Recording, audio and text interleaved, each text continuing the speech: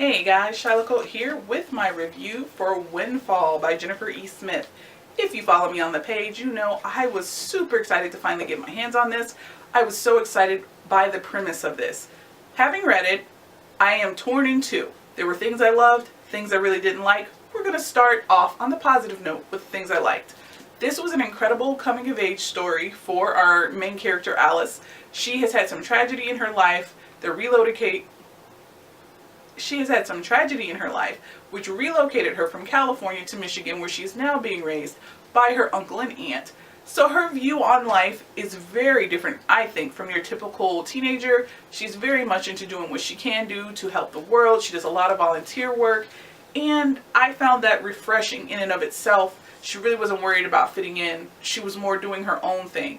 Now, having experienced tragedy, she has also put up a wall that I think most young people haven't quite put up yet unless they've been through something like that. So her crush on her BFF Ted is a huge deal. Unfortunately, Ted is a smooth talking, charming varsity basketball player who has no clue about her emotions for him, or I think how to even stay with one person. Now, Ted has it kind of rough.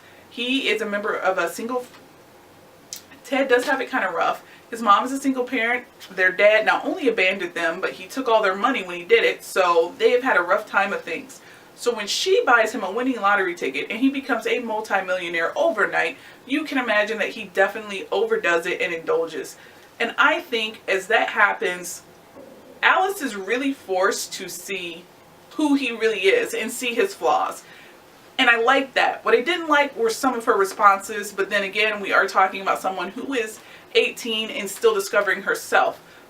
There were things that I just didn't like because she excused Ted's behavior. There were things he said to her that really bothered me, and I didn't really feel like he did everything he could do to make up for it. I wanted to see more of a redemption arc from him. So I will say I love the journey, but the ending kind of killed the rating a little bit for me. If it was just based on Alice's coming of age journey, this would have been an easy 5-star read for me. I really liked the way that the author handled grief, handled tumultuous changes in our lives, and just handled us growing up and trying to figure out what it was we actually wanted. Because sometimes what you have in your head versus what it ends up being after years pass is completely different, and she really showed that in this. The romance for me just was lacking. It was lacking, and I didn't like some of the choices that Alice ended up making.